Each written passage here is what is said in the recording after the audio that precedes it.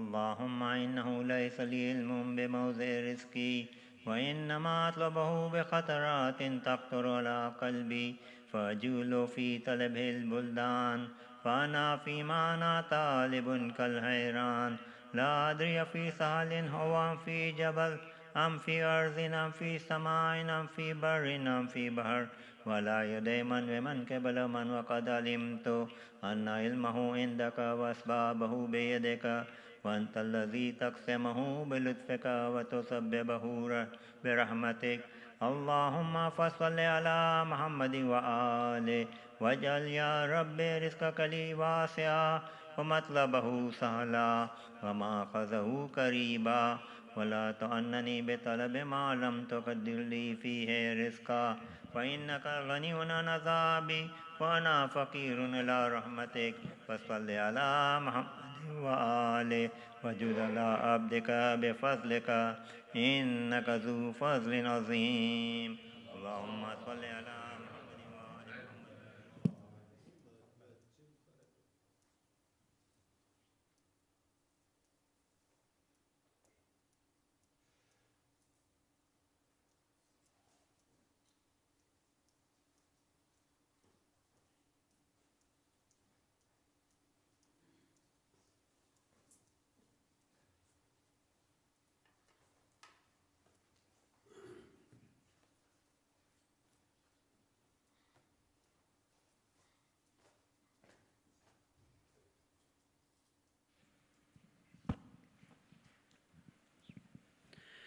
أعوذ بالله من الشيطان الرجيم بسم الله الرحمن الرحيم إن الله وملائكته يصلون على النبي يا أيها الذين آمنوا صلوا عليه وسلموا تسليما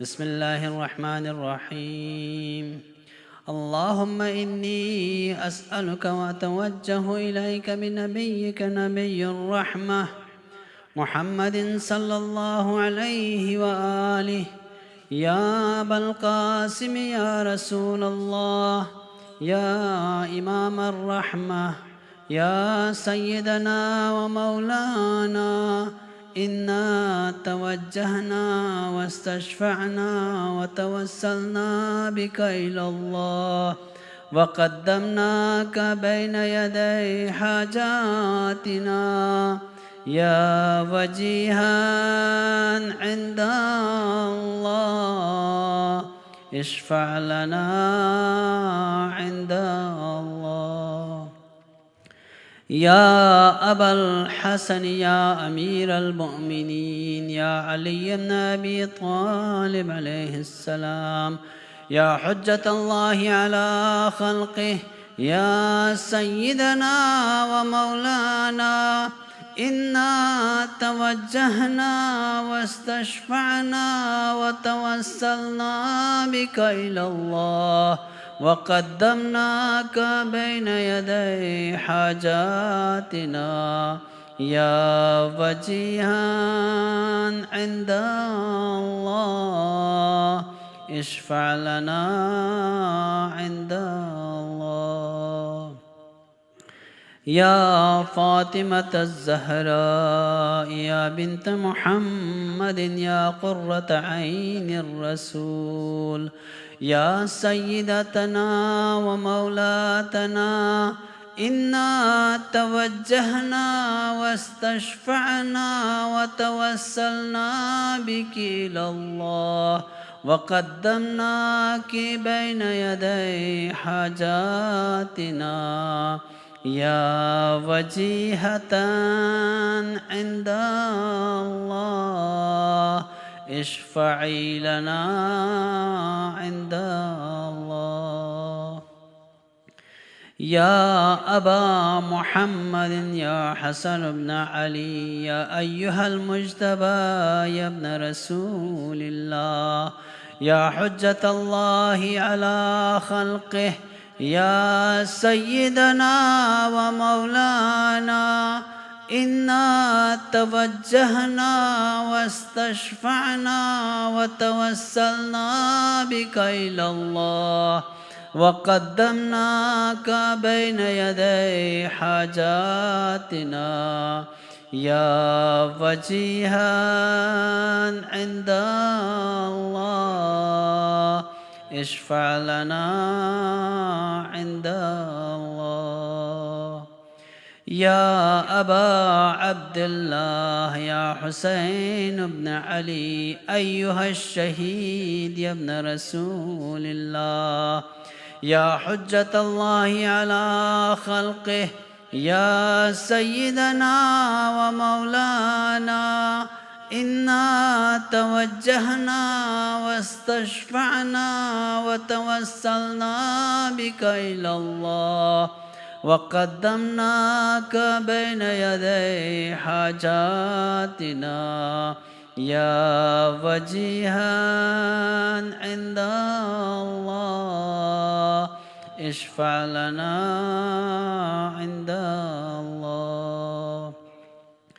يا أبا الحسن يا علي بن الحسين يا زين العابدين يا ابن رسول الله يا حجة الله على خلقه يا سيدنا ومولانا إنا توجهنا واستشفعنا وتوسلنا بك إلى الله وقدمناك بين يدي حاجاتنا يا وجيها عند الله اشفع لنا عند الله. يا أبا جعفر يا محمد بن علي أيها الباقر يا ابن رسول الله يا حجة الله على خلقه يا سيدنا ومولانا إنا توجهنا واستشفعنا وتوسلنا بك إلى الله وقدمناك بين يدي حاجاتنا يا وجيها عند الله اشفع لنا عند الله. يا أبا عبد الله يا جعفر بن محمد أيها الصادق يا ابن رسول الله يا حجة الله على خلقه يا سيدنا ومولانا إنا توجهنا واستشفعنا وتوسلنا بك إلى الله وقدمناك بين يدي حاجاتنا يا وجيها عند الله اشفع لنا عند الله. يا أبا الحسن يا موسى بن جعفر أيها الكاظم يا ابن رسول الله يا حجة الله على خلقه يا سيدنا ومولانا إنا توجهنا واستشفعنا وتوسلنا بك إلى الله وقدمناك بين يدي حاجاتنا يا وجيها عند الله اشفع لنا عند الله. يا أبا الحسن يا علي بن موسى أيها الرضا يا ابن رسول الله يا حجة الله على خلقه يا سيدنا ومولانا إنا توجهنا واستشفعنا وتوسلنا بك إلى الله وقدمناك بين يدي حاجاتنا يا وجيها عند الله اشفع لنا عند الله. يا أبا جعفر يا محمد بن علي أيها التقي الجواد يا ابن رسول الله، يا حجة الله على خلقه، يا سيدنا ومولانا، إنا توجهنا واستشفعنا وتوسلنا بك إلى الله وقدمناك بين يدي حاجاتنا، يا وجيها عند الله اشفع لنا عند الله. يا أبا الحسن يا علي بن محمد أيها الهادي النقي يا ابن رسول الله، يا حجة الله على خلقه، يا سيدنا ومولانا، إنا توجهنا واستشفعنا وتوسلنا بك إلى الله وقدمناك بين يدي حاجاتنا، يا وجيها عند الله اشفع لنا عند الله. يا أبا محمد يا حسن بن علي أيها الزكي العسكري يا ابن رسول الله، يا حجة الله على خلقه، يا سيدنا ومولانا، إنا توجهنا واستشفعنا وتوسلنا بك إلى الله وقدمناك بين يدي حاجاتنا، يا وجيها عند الله اشفع لنا عند الله. يا وصي الحسن والخلف الحجة أيها القائم المنتظر المهدي يا ابن رسول الله، يا حجة الله على خلقه، يا سيدنا ومولانا، إنا توجهنا واستشفعنا وتوسلنا بك إلى الله وقدمناك بين يدي حاجاتنا، يا وجيها عند الله اشفع لنا عند الله، يا وجيها عند الله اشفع لنا عند الله. حاجات.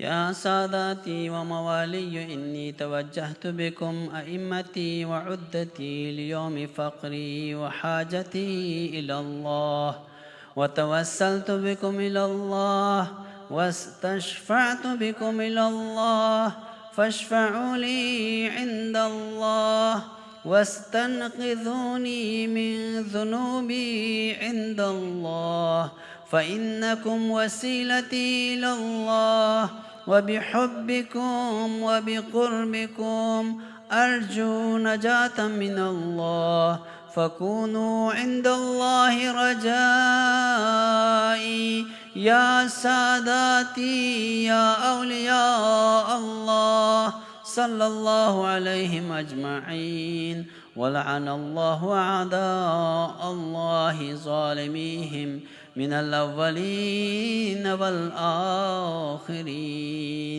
آمين يا رب العالمين.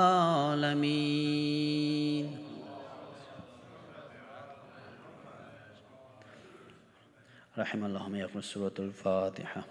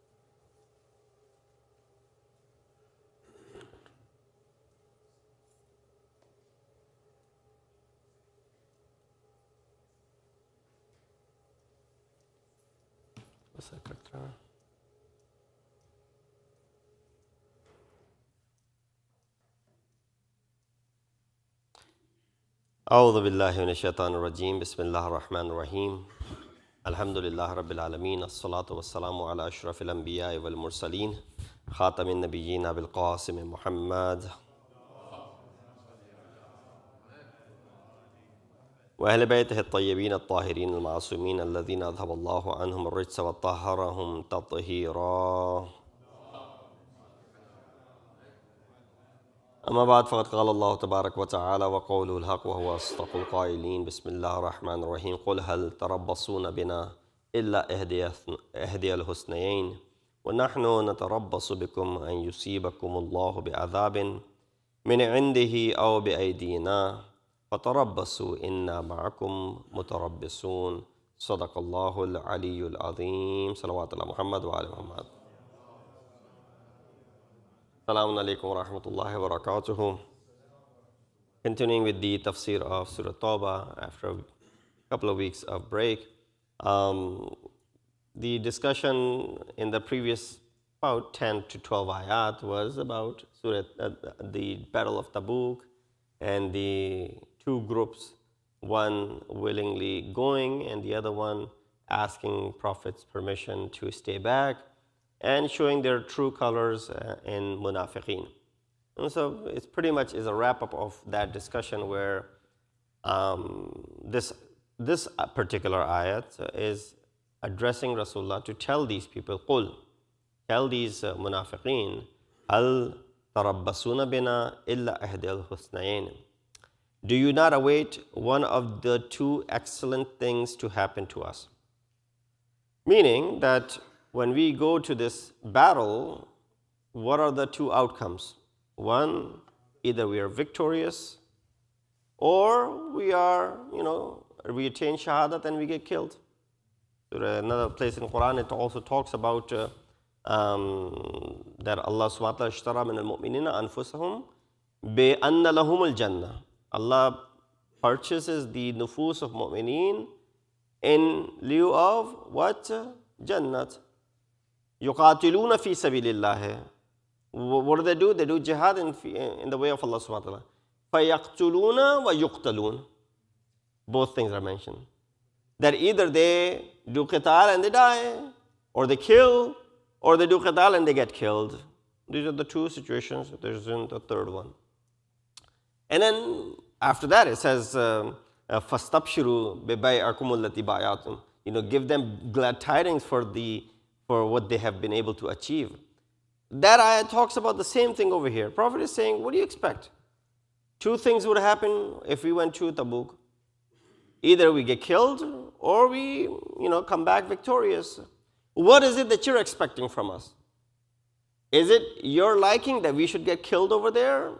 So you get to prove your point? Or, we come back alive and then of course in my words, we rub it on your face. That look, we were asking you and you didn't come along with us. Here, both of these scenarios are considered to be husn. Husnayain is plural of husn. Plural rather, dual, right? Two husns. Husnayain is two husns. Meaning what? Getting killed is husn, and being victorious is also husn. Both of these scenarios are considered to be what? Glad tidings for us. Considered to be good for us. So let's look at this ayat. Do you not await one of the two excellent things to happen to us? But we await that Allah shall visit you a punishment for him or through our hands. What will happen to you is also the result of it. The fact that you stayed away or the fact that you were thinking that we should get killed. We await for a punishment from Allah subhanahu wa ta'ala, either from him directly or through our own hands. So wait. We too are waiting along with you. Both of us are waiting. You're waiting for one thing and we're waiting for another thing. You're waiting for us to be doomed but in other words, we look at both of these things that may happen to us to be something husn from Allah subhanahu wa ta'ala. But what will happen to you is far away from being the husn from Allah subhanahu wa ta'ala. So in this verse, two excellences are in fact the good and adversity mentioned in the previous ayat, hasanatan wa musibatan. In the previous ayat, there were two things that were mentioned. Either hasana will happen or musibat will happen. Hasana, you all know, is good. Musibah, you all know, is calamity. The hypocrites are upset when some good befalls the Prophet, but gladdened when some misfortune befalls him. So whenever Rasulullah faces difficulty, they're happy about it. Whenever Rasulullah receives some favors, they are upset over. Remember, we also mentioned that this is not just the sign of those hypocrites that are being mentioned. It is, psychologically speaking, a sign of every single one of us being mentioned over here. The moment someone from our community, from our family, from our relatives, from our distant relatives, from our peers, from our friends, from our colleagues, they receive something. If that makes me happy, that's good. But if it upsets me, then there's this what? Envy inside my heart. And of course, Iman has yet not entered. The hypocrisy, then hasad and jealousy is still there. So they say, we have taken our precautions in advance. That's why we didn't want to go with you, because you were going to get killed anyway. You may ask, how has the Noble Quran referred to affliction, musibah, as a hasana? In this ayat of Quran, Allah is referring to a musibat as a good thing, as a hasana. He's equating hasana with musibah. Now, of course, many of you know the answer already, that if anything is from Allah subhanahu wa ta'ala, ma ra'aytu illa jamila. Janab Zainab said the same thing. While Yazid was saying, or insinuating, in other words, even Ibn Ziyad, that, look, the shar visited you and calamity visited you and you were destroyed and you were humiliated. What was the response? Ma ra'aytu illa jamila. I didn't see except beauty from Allah subhanahu wa ta'ala, because this was his command. And the same example that we keep on giving, that Imam Hussein with 6-month-old on his arms, he said, Hawwin alayha. It is easy for me. Why? Allah is watching. So all of these scenarios, there's husn in it, there's beauty in it. That's what Janab Zainab is also comparing this terrible, terrible situation that she's in, where she's lost her hijab. Hands are tied. Imam Hussein and other family members have been killed. You cannot imagine a bigger calamity than that. And she's not using metaphoric language over here. She means what she says, Ma ra'aytu illa jamila. And therefore from this we understand that there isn't really any musibat. Whatever so far you consider to be a musibat, consider that to be hasana from Allah subhanahu wa ta'ala. If any musibat has ever visited you, consider that to be a favor from Allah subhanahu wa ta'ala. Don't consider a musibat to be a musibat from now on. Consider your masaib and your musibat and your calamities to be what? Favor from Allah subhanahu wa ta'ala. It's a favor. It makes you a better person. It brings the best out of you. You know, when you go into an army, you join an army, you go through the rigorous training. Why are they putting all the calamity, all the difficulties onto you? They bring the best out of you. So when it's faqr, poverty, along with sabr, it's a hasana. When it's ghina and riches, along with shukr, it's a hasana. When you have, healthy life, health, that's a hasana from Allah subhanahu wa ta'ala. Well, because with this health, what do? You're able to perform ibadat. When you're sick, when you're ill, but you use this illness as sabr and maghfirat from Allah subhanahu wa ta'ala, that still is a hasana. When there's life, and in this life you're able to do amal salih, it's a hasana. And when death comes upon you, it still is a hasana. Why? You get to do liqa'ullah. Changes the entire perspective of how we looked at good and bad. There is no good and bad. Everything is good. That's what is being said here. From Allah subhanahu wa ta'ala, everything is good. There isn't any good and bad. So here, you might ask this question, that how is Quran referring to affliction, musibah, as a hasana, a good deed, and named it together with good fortune, and called it husnayain. So there's a qaida in Arabic, and you combine Zuhr and Asr, what do you call it? Zuhrain. You combine Maghrib and Isha, you call it? Maghribain. You combine good and bad, what do you call it? Husnayain. Husn and Sayyi'ah, or Husn or Musibah combined together is what? Two Husns. Husnayain. Barwazne Zuhrain and Maghribain. So the response is, from the religious perspective, both hasana and musibah are hasana. For if a hasana is good, it is because it brings victory and benefit in this world and a great reward in the hereafter. And if a musibah is called hasana, it is because the defeat, apparent defeat, being killed or any suffering and hardship that befalls a person is by the pleasure of Allah subhanahu wa ta'ala and results in the eternal and the everlasting reward. Therefore, both are hasana. At least in the context of this battle. You get killed or you kill. When you get killed, you attain this martyrdom and shahadat and you receive, yurzaqun. The ayat of Quran says,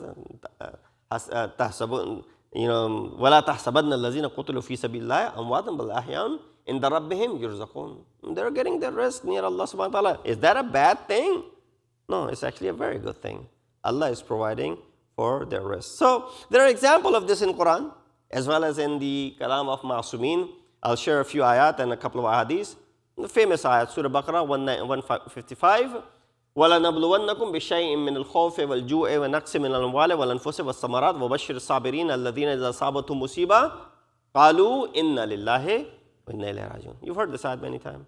Many of this ayat is used a lot of time for Isal Sawab Majlis. Here, trials such as fear, hunger, loss, or death are described not as evils. All of these things, if you were to say, these things are going to visit you. Hunger, fear, loss of life, loss of wealth, loss of children. That's bad. I said, no, these aren't evil. But as means for divine mercy and guidance, the patient ones, the sabirin, receive blessings and the rahmah from Allah subhanahu wa ta'ala in lieu of what? Musibat that befalls. And they don't complain. Whenever musibat visits them, what do they say? Inna lillahi, inna ilayhi raji'un. Another place in Surah Taghabun, ayat number 11 says, Ma asawa musibatin illa bi'idhnillah wa man yu'min billahi yahdi qalbah. Another result of musibat. What musibat does to you?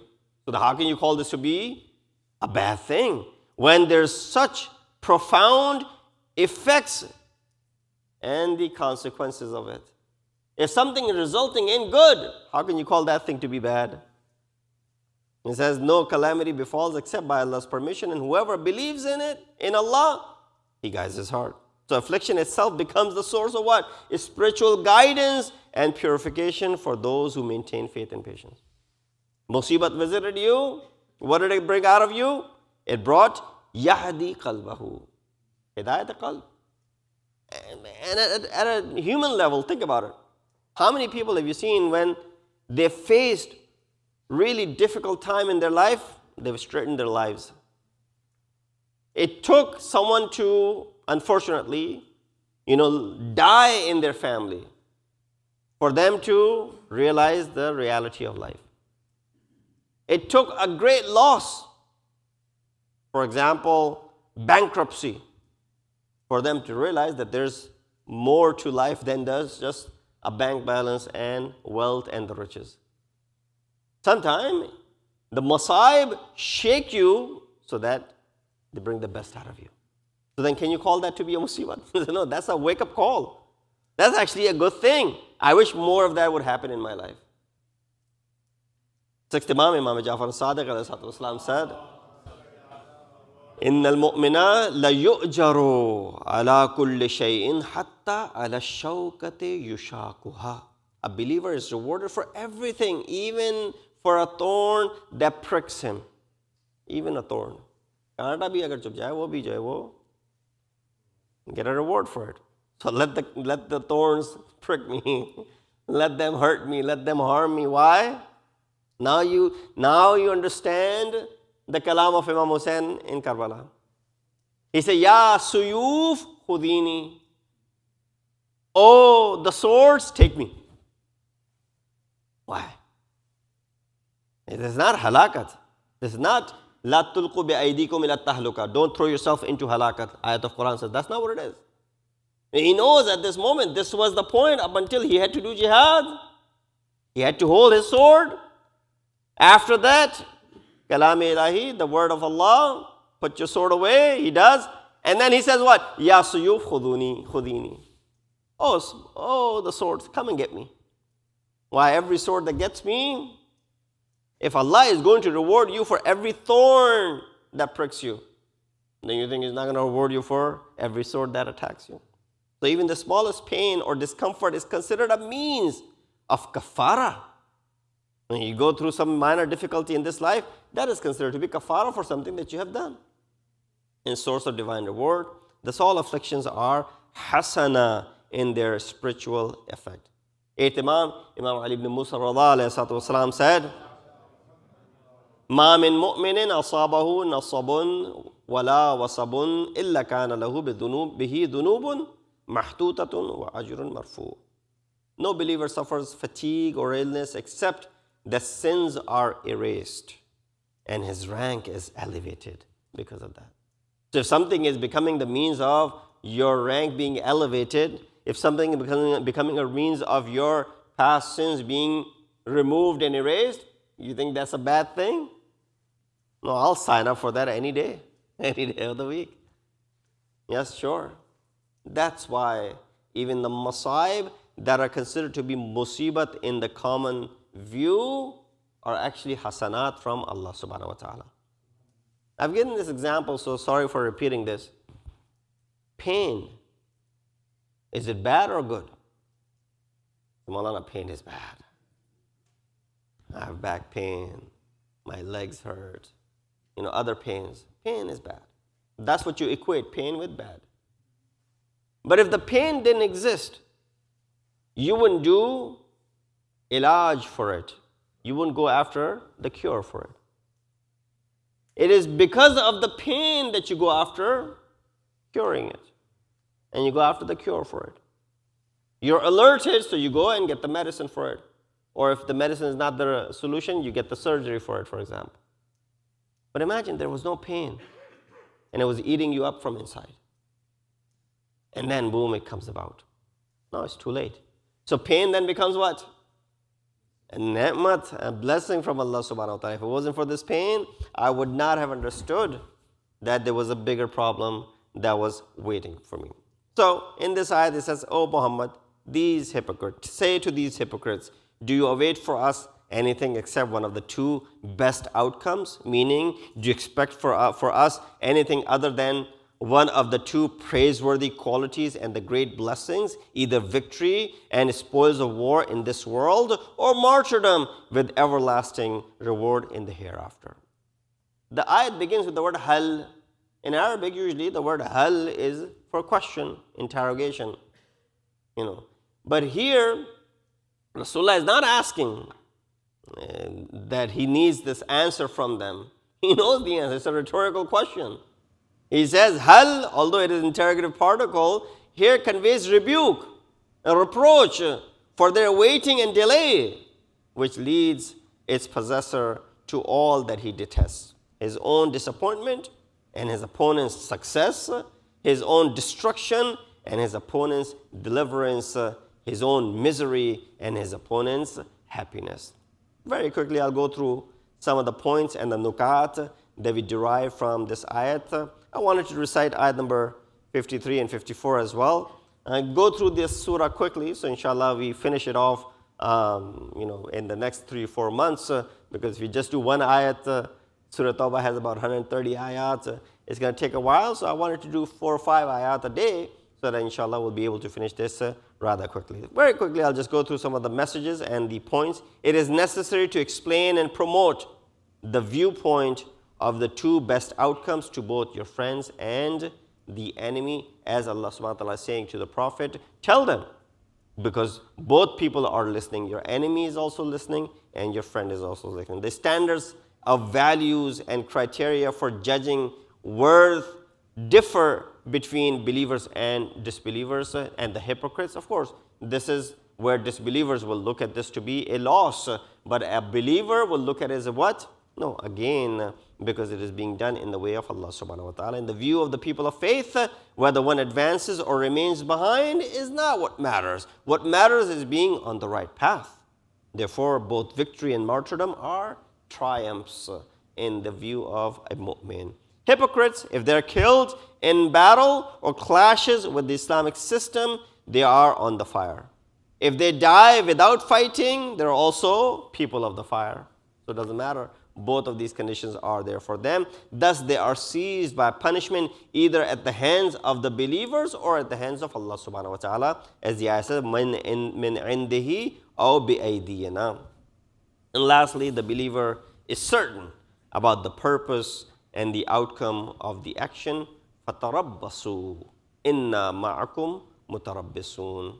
Lastly, if I can just take a couple more minutes from your time, in the dictionary of a mu'min, defeat does not exist. So if there was the word defeat in your dictionary, get rid of it. It should not exist in your dictionary. You do not take a defeat. There is no defeat. In the final verse under discussion, we encounter a remarkably strong and profound logic in which lies the very secret of all the victories of the early Muslims. Indeed, if the Prophet of Islam had given no other teaching or command besides this one, it would have been sufficient. If he didn't bring any other thing, and just this method, that would have been enough to guarantee the triumph of his followers. 2 paths lie before you, and whichever one you take will lead you to what? Your ultimate goal. There's absolutely no deviation or abyss in your way. One path leads to martyrdom. The other path leads to victory over your enemy and destruction of the dynamic power. Such a spirit can only be cultivated through the Islamic teachings. And even today, if through proper training and education, this logic once again manifests in the souls of Muslimin. We see the atrocities around the globe, so looking at it from that perspective, they will overcome their setbacks and defeats. Those who study the causes of early Muslim success, right, the first 7 centuries, all the success that the Muslims had, all the inventions that they had in science and technology, they were leading, right? We talk about that golden era. So you talk about the early Muslims' progress and the reason for the present decline. So that progress, why that happened, and this decline, why this is happening. And who sometimes consider this issue an unsolvable riddle. What happened? We were flourishing at that time, and now we are on a constant decline in the present day. Well, would do well to reflect deeply upon this verse, for within it lies the answer. You'll find the answer in this particular ayat as to why the early success from those Muslims and why the failures from the later on. So it is noteworthy that this verse, when speaking of one of the two defeats of the hypocrites, Quran describes them in detail. So if you go back to the previous ayat number 48, 49, and 50, it talks in depth and details of the defeat or the defeats of the hypocrites, one by one. But when speaking about the two victories of the believers, Ahdal Husnayn, as this ayat talks about it, it leaves it unelaborated. It does not go in details. It does not explain thoroughly. It does not give examples after example, as though they're so self-evident, clear, and manifest that they didn't need no explanation at all. This is a subtle and a beautiful point of eloquence found within this ayat. We ask Allah subhanahu wa ta'ala to give us the tawfiq and ability to understand the ayat of Quran. We ask Allah subhanahu wa ta'ala that specifically this ayat, this verse that we recited, gives us hope in our endeavors, gives Muslim Ummah a hope in the constant struggles that they're going through. And may Allah subhanahu wa ta'ala hasten the reappearance of our awaited Imam. Wa akhir da'wana, alhamdulillah rabbil alameen.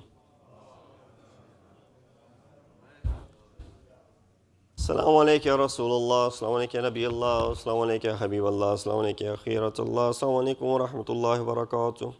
Assalamu alaikum ya Abdullah, assalamu alaikum ibn Rasulullah, assalamu alaikum wa ala jaddika wa abika wa ala ummika wa akhika wa rahmatullahi wa barakatuh. Assalamu alaikum ya Gharib al-Ghuraba, assalamu alaikum ya Mu'in al-Du'afa wal-Fuqara, assalamu alaikum ya Shams al-Shumus wa Anis al-Nufus ayyul matfun bi'ardatus, Ali ibn Musa ar-Rada wa rahmatullahi wa barakatuh. Assalamu alaikum ya Sahib al-Asr wa Zaman, assalamu alaikum ya Imam al-Insa wal-Jana, assalamu alaikum ya Sharik al-Quran, ajal Allah ta'ala farajak wa sahal Allah makhraj.